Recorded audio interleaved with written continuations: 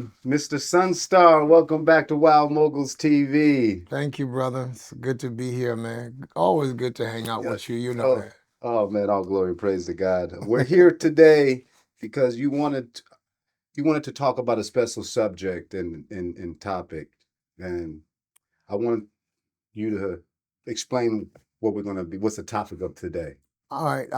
It's just what's been on my heart concerning this particular subject is what I would call the distortion of the term progressive in our political discourse. And so I wrote something here because you know me, man. I have a million and one ideas that come at me at the same time when I'm talking. But I just wanted to keep us on track, or at least to lay a foundation, a basis for what we want to talk about. Uh, so I'm just going to read like two paragraphs of this here, and we'll start from there, if that's okay. Yes. So the word progressive has been completely hijacked in today's political discourse. The idea that to be progressive in one's thinking requires us to venture outside of what God has already created in exchange for a new, different, and more progressive way of thinking is to be misinformed at best and to be completely delusional at worst. The thing is that it leads us down a slippery slope into what we consider political correctness. But when we go down that slope, what we don't realize is that what we're really giving up is our right to have any freedom of thought concerning particular subjects in exchange for political correctness, which is supposedly a part of the progressive agenda. And so if you don't toe the line, you threaten with being canceled or whatever. And we've seen this over the past several decades. How many times that, people have sought to limit us to a certain way of thinking. And the truth about it is, I find all of that type of expectation to be what I call perverseness. And let me explain why I say that. Let me explain. If you look at the etymology of the word perverse, to be perverse, or what is considered or should be considered perverseness, etymology basically is the origin of a word and then how it became designated in history. So up to the present time where we are. The word perverse in the beginning used to actually means to veer off from the path of what is correct, what is right. And I'm not talking about political correctness or back in the day religious correctness, because there was a time when they sought to put a lot of box our thinking in, put a lot of parameters on us that were religiously imposed, had nothing to do with how creation shares with us the view of what is right and what is wrong. Like there are principles in life. There are principles. If you get up in the morning and the sun is rising in the west and going towards the east, something's wrong. Brother, the universe is about to fold up, or earth at least is about to not be here anymore, something. Because, Paul the Apostle once said, does not nature itself teach you? Does not nature itself teach you? What he's saying is that you can actually look at nature. There was a time before there was any technology. There was the technology of the heavens. People could look at the stars, and I'm not talking about astrology. I'm talking about astronomy. You could literally govern certain movements by the positioning of the stars as you went throughout the year. And long before there was what we would call modern technology, people were able to mark out days and months and times and years and so on and so forth, seasons as it were, based on looking at nature. And so what I'm contending and what I really think needs to be corrected, and I've looked at this over the past couple of decades, there's been this whole thrust and push to feminize our society, to literally make men stop being men. And in the midst of that entire discourse, and discourse is one thing. It means you and I are talking about something. but it was not merely a discourse. You were now being subtly at one point and then forcefully thrust into a place of, if you don't believe this, then something's wrong with you. You're backward, you're blah, blah, blah, blah, blah.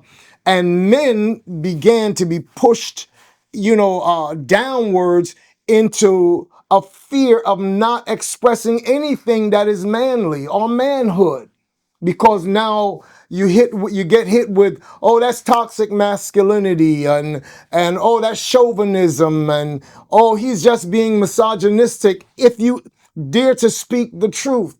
So the issue here for me today, Kenta, is there's truth and there's political correctness. Are these two the same thing? And if they are not, and we are being forced politically into political correctness, then what happens to truth? Truth is not a philosophy, my friend. It's not an ideology. It's not a religion. Truth is a person, in my estimation. He said, I am the way, the truth, and the life. No man can come to the Father except by me or through me. And so lastly, to cap this off so we can talk about it, I want it to be made very, very clear that God told me in the scriptures, owe nothing to any man but to love him or to love them. That is mankind, whether it's male, female, love people.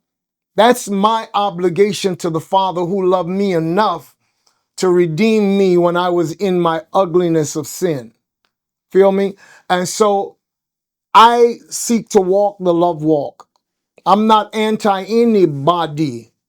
What I am standing firmly against, though, is the philosophies that are trying to erase our ability, especially as men, to have opinions or thoughts about what we see around us for fear of being told that, not only are we wrong, but that our wrong is trying to suppress somebody else's right, if you will, if you will. And lastly, I want to make it clear as we start this discussion that my issue is not with political parties even. My issue is with philosophies and, in some cases, demonic philosophies and whoever they're pushed through, because I don't have a dog in the fight. I am not someone who is bent out of shape about whether the conservatives are in or the Democrats are in. I serve a king. His name is Jesus. He doesn't run for political office every 4 years. He's just the King, eternal, immortal, and invisible. According to Paul, the only wise God, and to him be all the glory and honor. And so that's what's on my heart concerning this particular subject, man. When you said the word progressive has been hijacked, how do you personally define true progress, and where do you think society started confusing progress with distortion? Again, the word progress or progressive, if you look at the dictionary definition, it encompasses, forward thinking, freedom of thinking. It encompasses the fact that to be progressive in a society means to be able to embrace innovation, creativity, to be able to embrace inventiveness, because that's why we are here. That's why you and I could be sitting here and we have a camera in the studio and I can get to talk to potentially millions of people around the world, because there was a day when we didn't have anything close to this. Nothing. If you look at history, the first, what we could consider technologies were weapons of war. Were weapons of war. Anything that could be, okay, let's go back. If we want to talk about progressive, then let's look at where it began. Imagine that there was a time, right? We don't think about this because it's so much a part of the reality of our society and our history. We don't even stop to think about it. But there was a time when mankind was just walking around. And then there were these animals called horses, right? Nobody had ever thought about riding one for transportation or to, to have it pull something. They were there.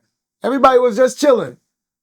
Then somehow, some person, whoever that person be, male or female, looked at that gorgeous, majestic animal that God created one day and said, hey, this thing looks strong. I see when the wild horses go, they are so fast. What if we could actually harness the power of the horse? It's interesting that later on, when we build cars, we talk about what? Horsepower. To determine what's the torque under that engine there. We talk about horsepower, not rabbit power, not dog power, but horsepower. And at some point, somebody decided, what would happen if I ever got on top of one of those things? That looks like it could be fun, right? But the thing is that we take that for granted now. But back then, think about it. Nobody had ever thought about doing it before that. Yeah. That's a progressive idea as far as I'm concerned. It's very right? Yeah. And transportation now, the idea of transportation has brought us to the age of rockets, space shuttles, you name it. Jet propulsion, we're doing it. Bullet trains replacing, the passenger train. So that's innovation. That's one thing. But the reason why I say the word progressive has been hijacked is because the political discourse now harnessed it and made it their what do you call that now? They made it to be their sounding board for an agenda. That's different. That's totally different. I'm all about progress. Yeah. I'm glad that I was not born in the age of the horse and buggy. Yeah. And people lighting candles and lanterns, when the sun was going down. I'm so thankful to be in this age of technology. The possibilities are limitless. I'm just saying, don't try to shackle our minds to tell us we can't have thoughts about what is truth and what creation reveals. Because the only beings in creation that really have the power of choice are human beings. Yep. What we now take what the Creator has given to us and what we do with it, that's a whole other ball game. And so as to where this whole thing began, I think a lot of it starts when political parties start warring against each other for ideas. Mm-hmm. Because now you can see we've become so tribal that now they're saying to everybody else out here, choose a side. If you don't choose a side, then you're going to be labeled this. And if you choose that side over there, then we're going to label you this. What about God? What God wants me to do? Mm-hmm. There was a time, even in the American political discourse, there was no such thing as red states, blue states, and depending on how, if we call one a battleground state, now we call it purple. There was no such thing. There were the United States of America. And one night, a dude on one of these networks, NBC, ABC,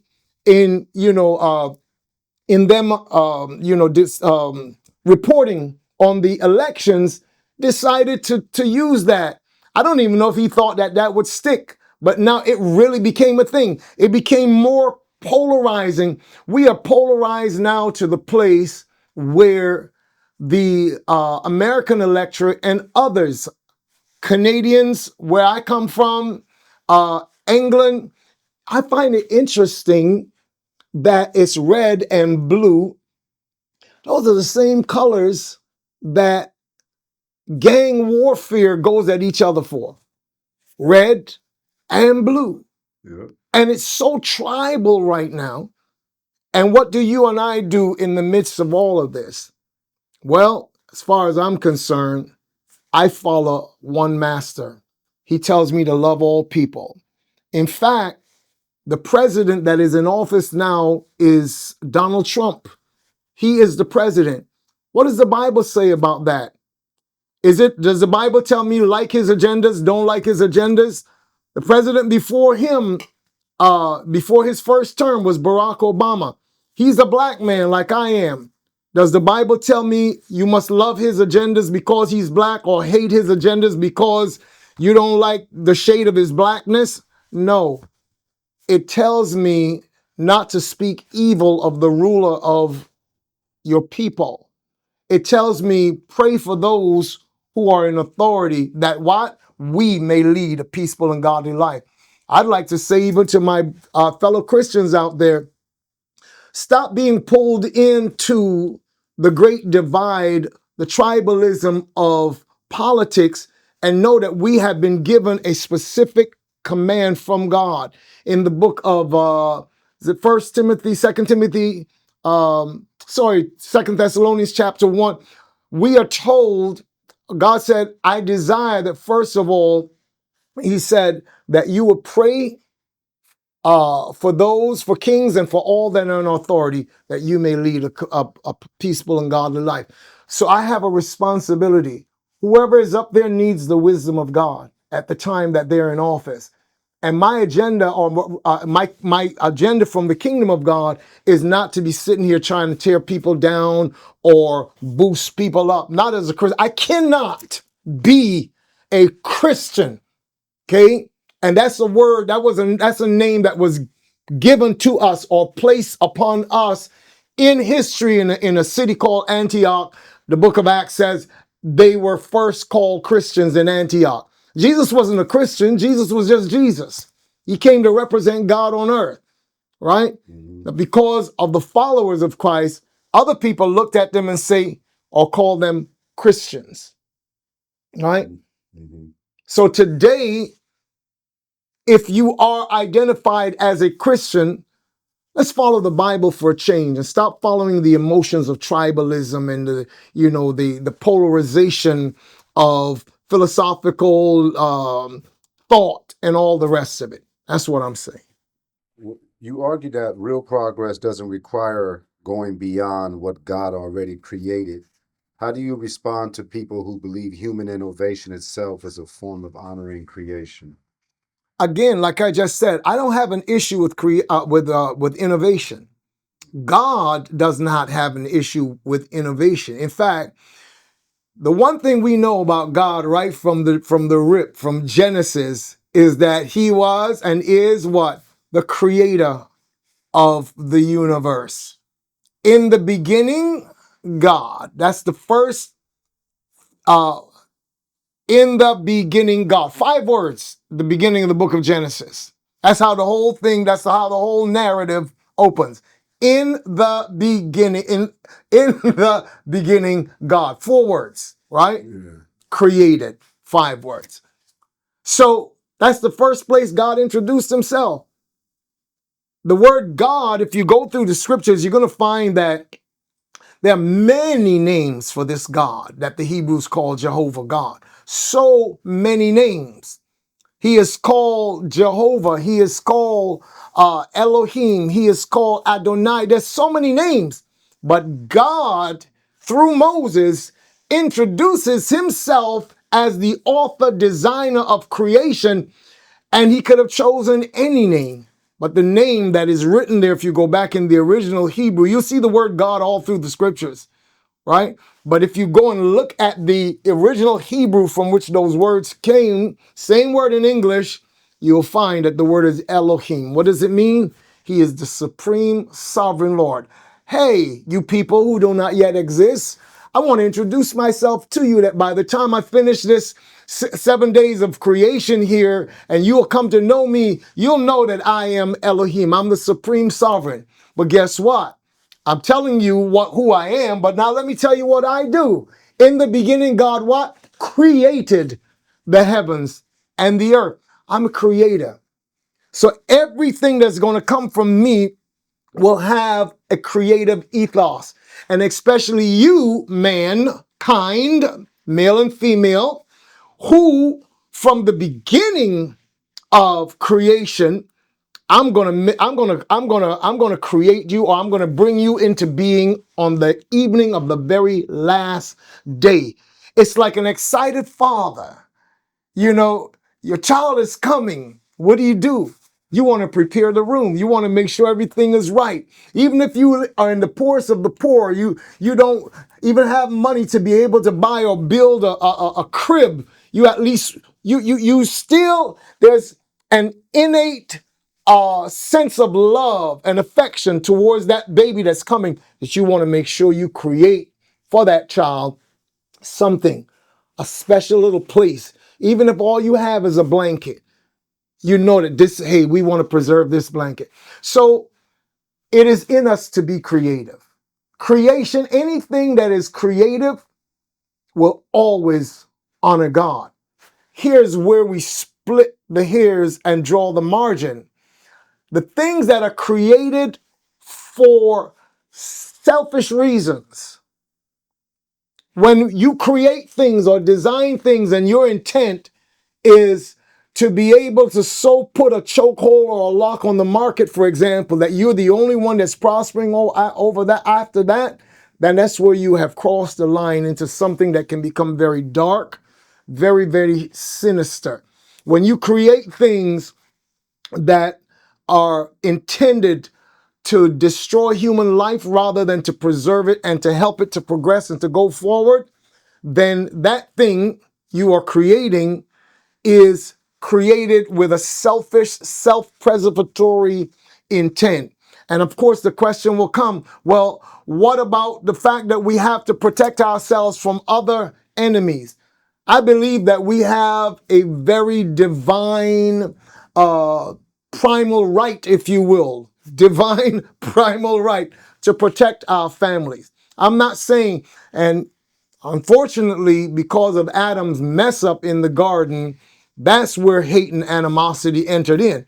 Imagine if that never happened, we would never have been having to deal with the issues of, people killing each other. That would never have been there. So that's part of the issue that we're dealing with right now. Any true innovation will always bring honor to God, but that has nothing to do with the political agenda of which we're talking today. Your reference science discovering truths the Bible already pointed to. Where do you believe faith and science genuinely align, and where do you think they part ways? Okay. Well, first of all, when I talk about um, going back to even the beginning of the discussion, when I talk about a political agenda that is trying to tell us that if we don't go outside of what God has already created, then we are backward, or we are, you know, we're not hip, we're not with whatever is going on or what should be, and our thinking is non-progressive. Uh, the reality is that as people, we were created on, as I said, on the last day of creation. God had already put in place everything we could ever need. And as you observe it, you will find that God has already put the answers in the creation itself. Paul, the apostle, said this, does not even nature itself teach you? The answers are already hidden in nature. And we use terms like hidden simply because, again, when man uh, chose his self-will above the will of God and ended up being in a place where he is now at odds with God, our eyes became blinded. You ever been in a conversation with somebody and you speak about God and that person responds with something like, well, how do I know that God is real? I can't see him. So you believe that only the things you can see are real. You don't realize that there is an entire spirit world out of which this one came that is more real than this. Yeah. You don't realize that. You don't know that. You are totally blinded and cut off.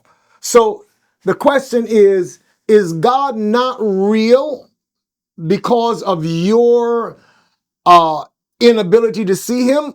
Or does it mean that you're blinded? from being able to see God. Exactly. Whether God is real or not has nothing to do with whether I can see him or not. You don't see the wind, but you breathe in the oxygen that comes from it, and you don't sit around talking about the wind is not real. So, but I can feel it then. See, you're still in the dimension of trying to or to relate to what is real or truth by what? Your five natural senses. Yep. And by that kind of thinking, you're telling me that there's no truth beyond your five natural senses. Again, this is where we have gotten ourselves into, and why I contend that with the political, oh my goodness, sorry to have, I didn't even turn this off. We can edit that out, right? Yeah. Ron, sorry, I forgot to turn my phone off. I am actually in the midst of an interview. And we're rolling. All right, so let's examine first of all the word science. Again, talking about etymology of words, their origins, and what they came to mean in history and so on and so forth. The word science comes from a Greek word gnosis or gnosko, which there was a sect of Greeks that were considered Gnostics, and they were, pretty well identified as being the other extreme of what was considered Epicureans or Epicureanism, which basically lived on the philosophy of, let's eat and drink for tomorrow we die. So they were the party people. They were the, hey, let's just have fun because tomorrow is not promised kind of a thing. The Gnostics were men like Socrates and Plato and all of these philosophers and so on that believe that you need to live a disciplined life. But the root of Gnosticism is where the word science comes from. Anybody could look that up. You don't have to take my word for it. But that's where the word comes from. So the word Gnosticism or Gnostic or gnosko in the Greek simply means knowledge. That's what the word means, knowledge. So as we evolve in the pursuit of knowledge in the English culture, that's where the word science comes from.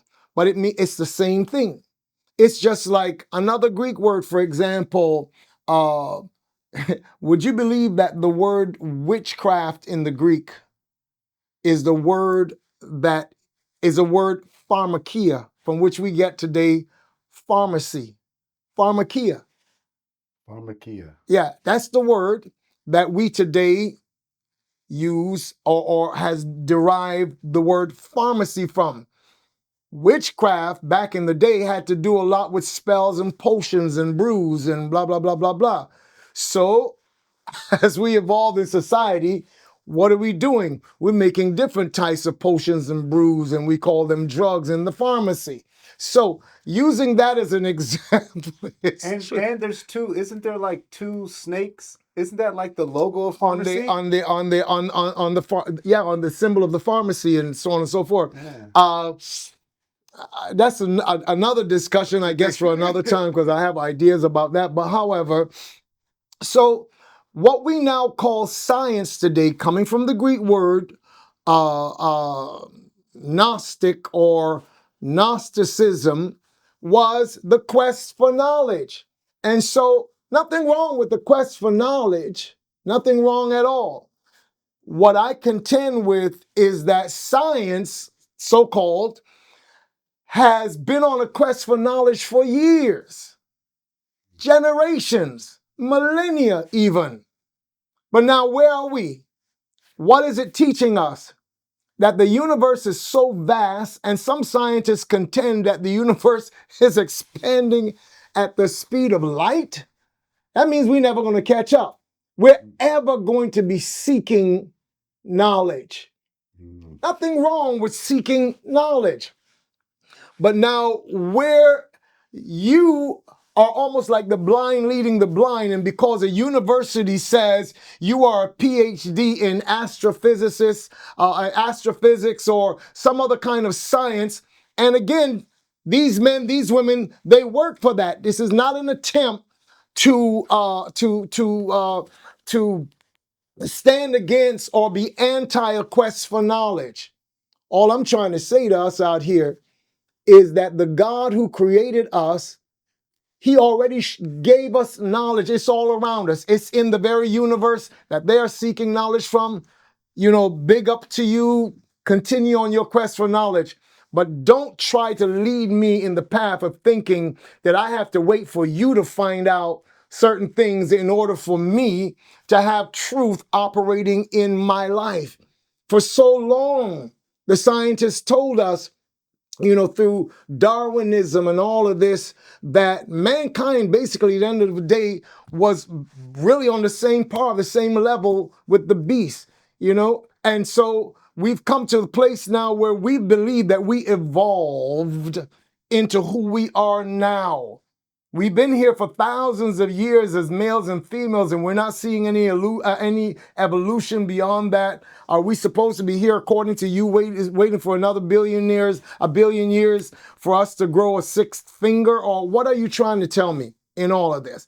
It's just a never-ending chasm of nonsensical belief systems simply because you don't want to admit that creation is real, because it admits then that there must be a what? Creator. All right? You want to talk to me about random selection and things just happen by chance? After you've gained a PhD, that ought to be the dumbest thing you could ever think that creation, or rather that the worlds as we know them are all about. Now, have you paid attention to Candace Owens? A little bit, yes. I've heard a few of her talks from time to time. She's very interesting because I think right now there's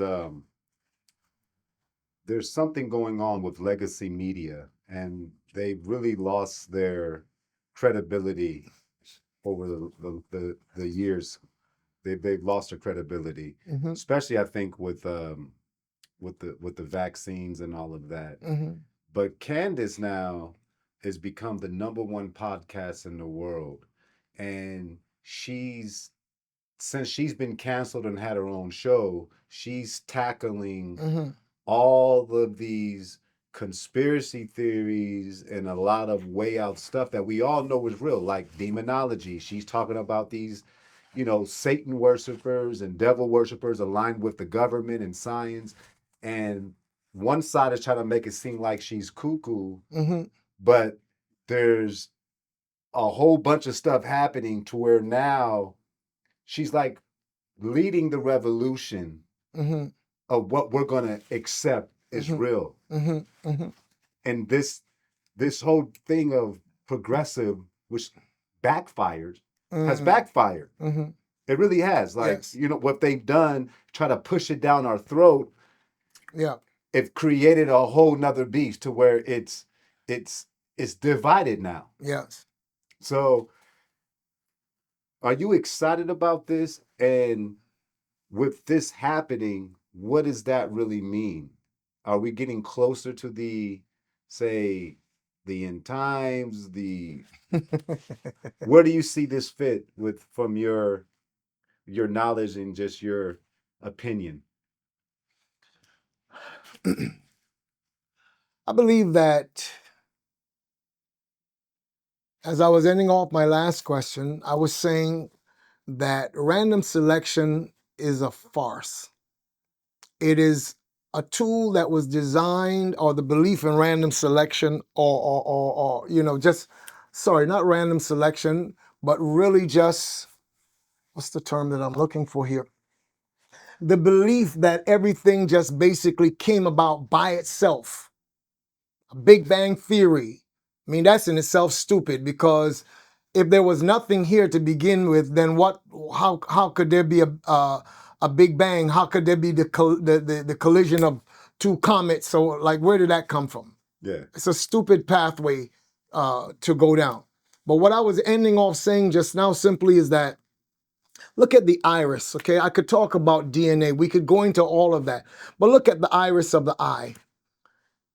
We're discovering now that it takes literally trillions, did I say trillions? Trillions of microscopic little cells to form the iris in the human eye. Trillions. That means they had to come together. They didn't come as a package.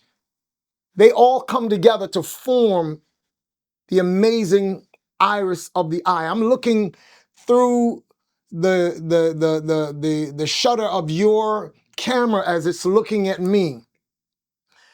Thank God for the technology, but the lens of the camera does not even in a minuscule way begin to compare to the eyeball. Like it just doesn't.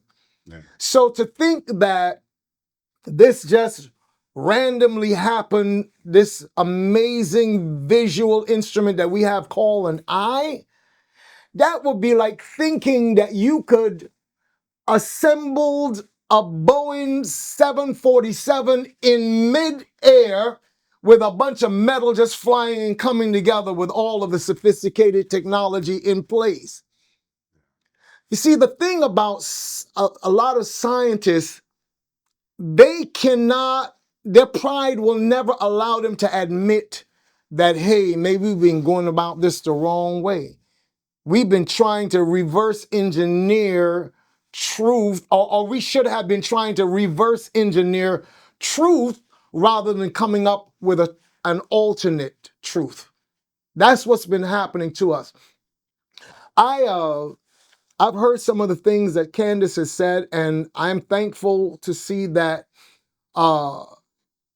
she seems to be moving more and more away from political party alignments and aligning herself with what she is perceiving as being the truth. I think we all have a long way to go. I've seen recently that there are powers that be that are very concerned about her to the point where she's not just, they don't just want to label her as cuckoo, but some people would seem want to silence her voice. I don't know who they are. I don't know what is really going on. And I don't like to speak too much on things I've not investigated enough. But all I can say is, guess what? Candace Owens and persons like her, hopefully myself, can be a mouthpiece to speak to a generation to say, hey, we've been going down the wrong road and there is a right road. I believe that as a servant of God, my responsibility is to seek to, through the truth that's written in the word, show us what that highway is, what that pathway is that we should be going. But guess what? Human history tells us, and this is why humanists, which include a lot of scientists, humanists don't really like history a lot. They really don't like history because history is a rebuke to their madness many times. You look back in history and history shows you we've gone down that path before. And this is where it took us to. And this is the destructiveness that it causes. Humanism does not want to deal with reality. They want to create an alternate reality, which is not real. As we said from the beginning, perverseness or perversion originally meant to veer off from the path. Do you know that if an airplane takes off at LAX today, if an airplane takes off at LAX, from LAX, let's say it's going to Rome or to Nairobi, Kenya, right? They set the instrument rated panel, and ultimately that whatever the technology of a compass is on an airplane today, do you know if they set it 1 degree off, half a degree? In the beginning, it wouldn't seem like they're veering off course. No. But after they have covered miles, when they start to get up into thousands of miles, they will miss Rome or miss Nairobi or wherever that destination is by so much. Yeah. But guess what? In the beginning, we just veered off a little bit. That's what I'm talking about. so-called progressive agendas. It's really leading us into demonic possession. And people don't believe that demons are real. And that's the other thing. When you convince yourself and then try to convince others, and if others are convinced by you that trust the science, Dr. Fauci, that was his words, and it was trumpeted all over the media, the legacy media. It was trumpeted all over legacy media, right? Trust the science, trust the science. And if you just trust in what people have been accredited for because they went to a university and ingested what the university told them is supposed to be real, and if you go through this, we'll accredit you and the world will listen to you. That's some crazy stuff. But here's what happens naturally in history. Young people, Gen Z, let me speak to my Gen Z folks because I have Gen Z children. I also have Gen Alpha, one child that is Gen Alpha. See that generation and those generations right there? They're not going to toe the line like people used to, and I'll tell you why. Because philosophically speaking, and in reality, hypocrisy breeds rebellion. Hypocrisy breeds rebellion. When children grow up hearing their parents or their school teachers or the society, even the police, the governmental officials, the ministers of the gospel who do not live the real gospel. Thankfully, there are those who do, right? But when young people grow up seeing leaders say one thing and do another, the first thing it causes is confusion in the mind. My parent told me don't drink, don't smoke, don't curse or cuss, depending on what part of the country you live. It causes confusion. Now they begin to think that to be an adult means that you're doing the thing that you say should not be done. I can't wait to be an adult because I'm tired of the shackles of trying to do what you've told me to do. And so they grow up. The confusion is in there. And guess what? They begin to rebel against the system. And this generation that is alive now can see the system more clearly than ever before because the system is not just hidden in textbooks on political science or political economics. It's not hidden there anymore. It's in our face. And legacy media don't know it, but they are presently dying.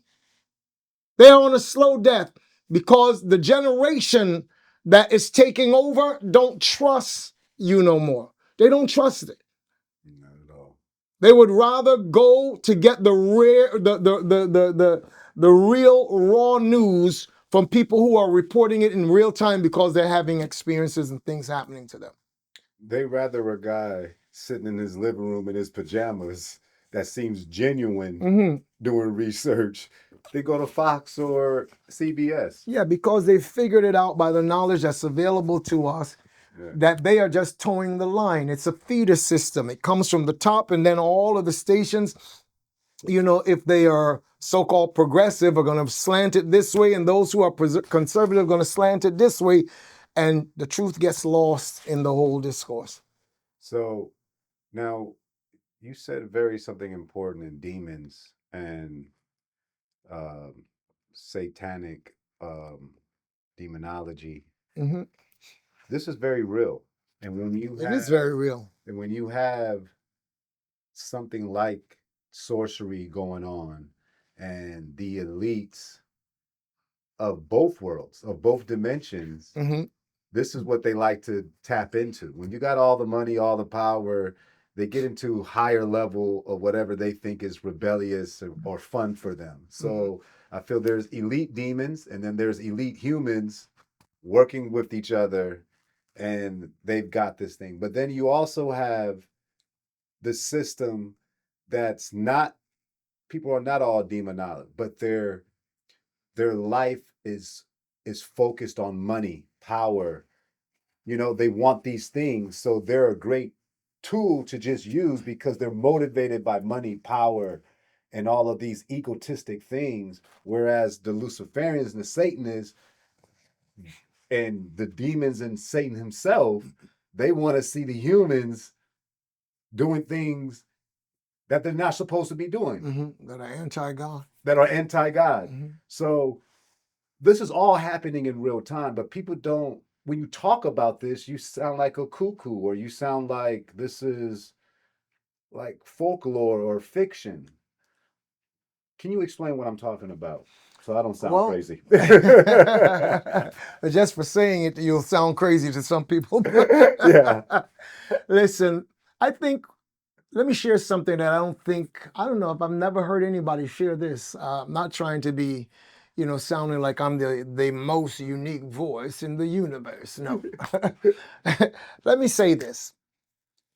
We need to know what the object of witchcraft is. We need to know what the word witchcraft really is. As we stated a little while ago, coming from the Greek language to what we now have as English language, it's the word pharmakia, and it really speaks about especially back in those days, doing things that or ingesting things that that literally create.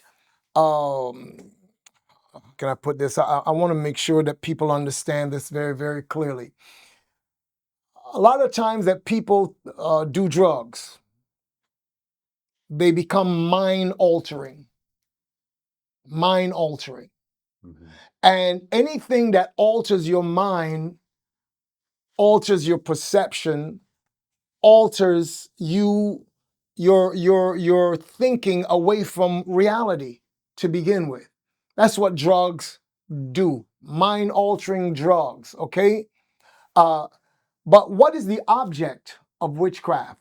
Whether it is drugs as we know them today that can alter the mind's thinking processes. What's the object? What's the end game? The end game of witchcraft is control. Control. Control. Once you understand that, see, if I was in a crowded room now and I asked people, what's the first thing that comes to your mind when I say the word witchcraft? For some people, they will immediately envision, the old lady that rides on the broom with the pointed Halloween-looking black hat, and perhaps they used to dress like that in history. The wart on the end of the nose. She rides the broom. She has the black cat and the big cauldron. And somewhere along the line, everything that was evil and whatever became black. Black cats, black ball. I've had people ask me, whether it's an interview or just normal conversation, about my son, Tory, and Tory's been blackballed, or this one has been blackballed. And I'm like, no, he wasn't blackballed, he was whiteballed. Let's get it straight here. That's the reality. But back on the subject, witchcraft is about control, and especially personality control. So if you say witchcraft, some people will conjure that image that I've just described. Depending on your culture, you might conjure the image of the witch doctor or the priest or priestess in a village in Africa somewhere with the white paint under the eye that you see on a lot of Nollywood movies and things like that. People always have these different things about what they think witchcraft is or who practices witchcraft. But truth about it is that anything that controls your mind, especially control. Let me give you a very simple example. Okay, you know me, we know each other, we talk, and there's somebody that comes into the orbit of our relationship. I know that person, right? I don't like that person. And so I start to talk to you about that person, and I start to tell you, well, this person is this. Kenta, you better watch yourself because this person will do this, this person will do that. And you know, everything I'm telling you could be a lie because I just don't like that person, Yeah. right? And you have not met that person. But all of a sudden, a few days later down the road, that person, you know, comes into your space and says, oh, hi, you know, my name is such and such. Do you know, if you don't watch it, when you are greeting that person or exchanging that hello, there's already something in the back of your mind telling you something about that person. That person may not be anything like what I described, just because my hatred of them. Yeah. But you already have perceived something about them that could be totally wrong. And you may even greet them with a smile if you're just a nice, cordial person. But inside, there is a wall that says, you're not crossing beyond this. That, in its very simplest form, is what witchcraft is. But it gets deeper than that. They are demonic powers. I've encountered them. And anybody that will, you know, comment in the comments or write back to me or say, oh, no, they can never. Listen, when I tell you I've encountered demons, I've encountered them from North America to the Caribbean to Africa to South America. I have battled against them. I have cast them out of people by the authority of the name of Jesus Christ, not because of any power that I possess inherently of myself, but demons are very real. Make no mistake about it. And it's interesting, you know, I'm remembering that somebody was on posting on IG or one of those platforms, and he says, you know, I asked GPT if I were Satan and I wanted to dominate society, how would I go about it? And Chat came back saying, well, the first thing I would do is, you know, do whatever I could to make people believe that I was not real. That would be the first step. And then he went on to a whole set of other things. But that world is very, very real. And it does influence governments. Excuse me. It influences influencers. To influence the influential, your quest is to influence the masses. And the truth about it is that you and I, we are the influencing or being influenced on a daily basis. It is for us to choose what will influence our lives and what we will not allow to influence our lives. But there is a holy war, if you will, being fought in a dimension that cannot be seen or perceived by the five natural senses. And in that dimension, it's about the demonic dimension wants to control the masses. How do we do it? We control through philosophies, ideologies, religiosities. That's how you control the minds of the masses. God is not a controller. Although God is God, he gave you the power to make choices. The difference that sets us apart between us and animals is that animals move merely on instinct.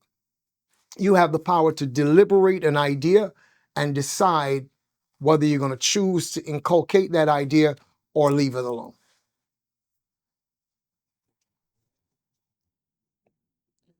You quoted the idea that the love of money is the root of all evil. In today's world, how do people protect their values when financial incentives are tied to so many decisions?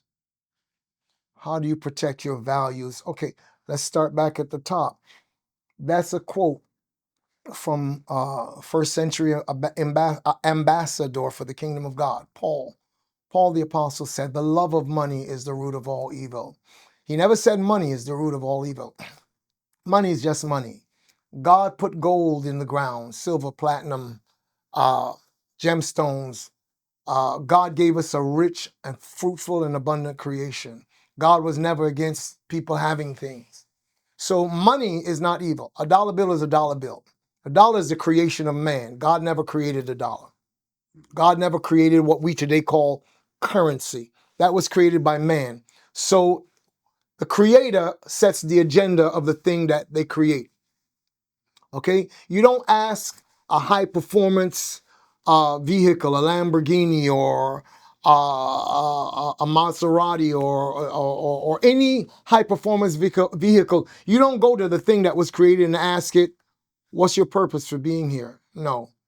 Purpose exists in the mind of the creator before the thing is created, right? Yeah. So that thing can't tell you what its purpose is, right?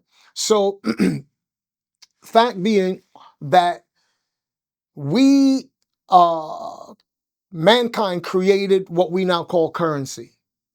Currency is just currency. It's just like my phone is just a phone. I could use this phone for very evil intents. I could use this phone and I could contact somebody to communicate something that is very diabolical and to get them to agree with me, or hopefully they will, or whatever the case may be. I could post things online now and it could be evil, but I could still use the same phone to communicate love.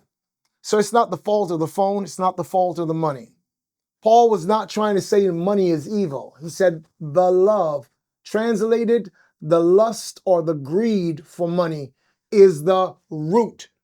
You look at most of the stuff that is happening in our society, in our world, that is evil. Why do the FBI and law enforcement agencies, dealing with a murder case or some other case of espionage or whatever, why do they always use this term, just track the money? Follow the money, rather, is the term. Why do they say that? Because if you follow the money, it will lead you to the root of the issue. So that's what Paul was really trying to say. And beyond that, what he's communicating to us and what we need to understand is that because money is a tool, you, the human being, with the power to make choices, you have the power to either submit to that tool and let it become the master, or will you be the master? That's the issue here. You have billionaires who don't even realize that they are the slaves of money, because money determines their agenda. Then you have billionaires who actually use money with the intent of empowering other people. So it's not the money. That's what makes the difference. That's what determines whether we have gone to the right or to the wrong, not the right and left. Amazing. And one last question. If a young person is watching this feeling confused, pressured, unsure of who they're supposed to be, what is the core message you want them to walk away with? All right, I think in that question now we're talking about something that's happening in our society where I'm very concerned talking about political correctness. When Barack Obama came to office, and God bless his heart, I don't have a lot of bad things to say about Barack Obama. No matter what anybody thinks, I still am grateful for the fact that God showed us through him that it is doable, that you could, in fact, reach to the highest pinnacle of your aspiration through Barack Obama. I mean, the likelihood of Barack Obama becoming president at the time he did, no wonder that he continually quoted King, who was, talking about the fact that it was a very improbable time for that to happen. But in the midst of that, I would like to believe that Barack Obama had a good intention when he sought to bring the LGBTQI plus community into the mainstream of people not doing harm to them. I would like to believe that his agenda was coming from a good place.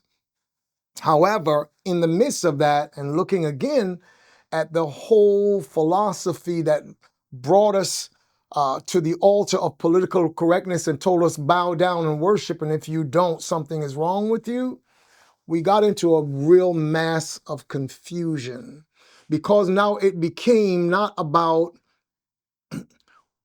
me loving that person, though they may be trans or homosexual or whatever. And I want to put it on the, I want to state for the record, people who know Sonstar Peterson, in some places I'm called Apostle Peterson. People who know me know that I've never backed away from the truth. I'm not afraid of the truth. So when I say that my obligation before God is to love humanity, period, it's not to try to soften the blow. I believe that Jesus demonstrated love, wants me to love. But anyone or any system trying to force me to accept a lie, that's a whole other situation. I will love you. And in fact, I've met and known people in the LGBTQ community who are beautiful. Like they just love, maybe because of what they have gone through in terms of oppression and whatnot, but they love. Then there's another militant homosexual agenda that wants to feminize the society. That's it.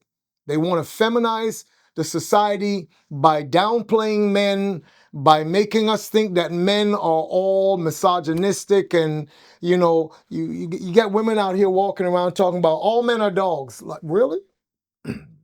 Really? Go ask my wife if I'm a dog. So even if there's one man out here that is not a dog, your assumption is based on a falsehood. It's based on hurt. It's based on pain, right? So here we are now, and this is what we're battling with. The issue is not that we have people among us who choose to go in the direction that they want to go in. But here's the danger. Are we trying to recast God in our image when God gave us male and female in every species except for the amoeba? God gave us a male and female in every species of living creation so that that can aid in the procreation. We literally went to a place where we had people trying to dictate to us that if you don't allow for transgender women to come into the classroom of kindergarten schools and nursery schools to read to your children, there's something wrong with you. No, there is something wrong with you. You're trying to push something down our throats. You're trying to feed us a poison philosophy in that apple you want me to bite from. And if I reject it, you say something is wrong with me because you refuse to admit that something is wrong with your agenda. Now, if a bunch of transgender people want to raise up a transgender community and have people from the transgender community coming in and reading to your kids, hey, God gave you the power to choose. You have a will. You can choose to do that. But don't try to make the rest of society feel that if we don't accept that or believe in it, that's where we are going to have to choose different paths. I will love you. I will even fight for your right to be you because God gave you that right. When I say fight, I'm not going to be out in the street with no placards, nothing like that. But I'm saying you do have that right. God gave you that right. But please understand, every seed that is sown also bears fruit. And every thought, Jesus said, every word that we say, we're going to be judged for it. There's going to come a time when with all the rah, rah, rah and the wrangling and going back and forth, we are going to stand before God. Anybody tell you that that's not going to happen is lying to you. And that is a philosophy coming from a demonic source that does not want you to choose God in this life, because the devil knows he would rather be able to rule over you for eternity and torment you for eternity. So that's a serious thing. And our children, Man, I have a son, my youngest son. He went to school. His name is Seraphim. And I name him Seraphim Tehillah Imani. Seraphim is the highest class of angels in heaven. Tehillah is the highest form of worship in heaven. Imani is faith in Kiswahili.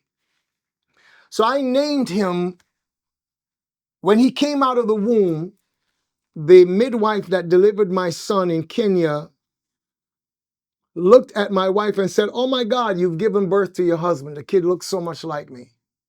I took him in my arms and I offered him up to God. And I said, "You are going to be the greatest musician and producer to ever come off of the African continent."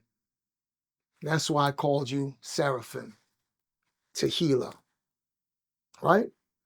He goes to school here in LA and told them, "My name is Seraphim."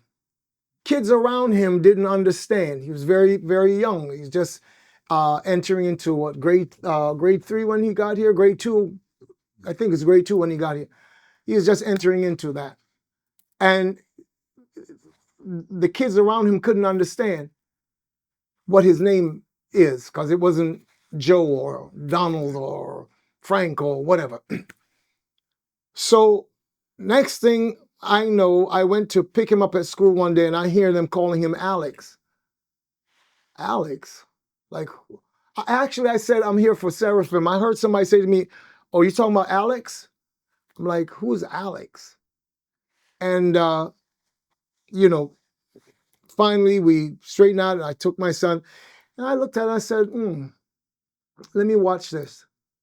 And a few more times, I'm here. I even spoke one day to the principal and she's talking to me about, "Oh, Alex?" And I set up an appointment with that principal. And I sat down and I said, "Listen, because it's right there on on your school records. This is what I call my child. I do not want him being called Alex. His name is Seraphim." That would be like me going to sitting here and swallowing the poison pill that tells me some teacher can stand in front of a group of students who are 5, 6 with some narrative about the child being maybe you're a female in a male body or a male in a female body, and then my child coming home telling me, "Oh, you know what? I think I'm really female." When, dog, you're a boy. Mm-hmm. You're a boy, right? And so I shut that down immediately. And they knew I wasn't playing. And where did the name Alice come from? I have no idea. But it was something that he was willing to go along with because he is yet young. Yeah. Because he felt it's easier for the kids to understand. Right? Yeah.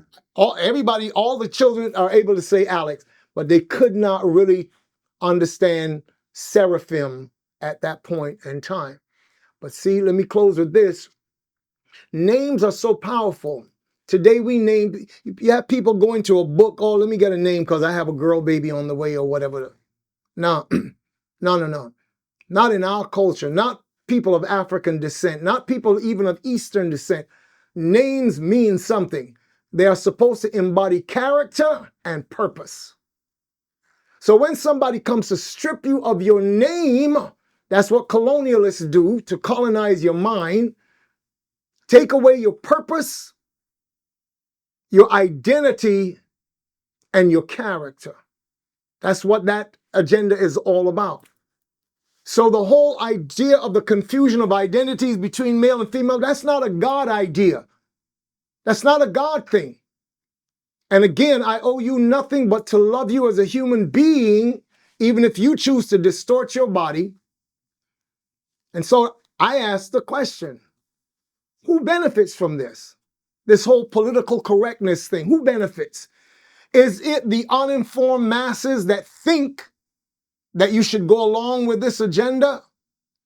They'll never give you the stats on how many people end up committing suicide after they have gone through this transgender changes. They'll never tell you how many people wake up one day and realize, oh my God, what did I do? I'm trapped in this body. And people end up offing themselves.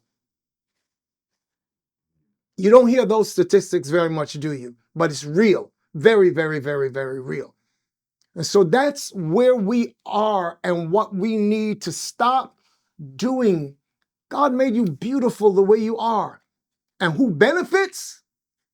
It is that medical industrial complex that is made up of drug production, hospitals, medical instruments, and go do the math. Look at Google, or ask AI right now, how much money is being made? How much shareholders are taking home from this type of a philosophy, or rather, I'm sorry, from the medical industrial complex? It amounts to trillions of dollars over the last 2-3 decades that have been made. So yes, they would want to continue to push this because high on that list is the surgery of sex changes, cutting off a penis and doing whatever. There's a lot of money to be made. Who's benefiting? Who is really benefiting from this political correctness that you are pushing? Thank you, Mr. Sonstar. To our next conversation. This was very, very deep. Hope you guys enjoyed this. Thank you for being here again. Thank you very much, Kent. I appreciate you big time, man. God bless you. God bless.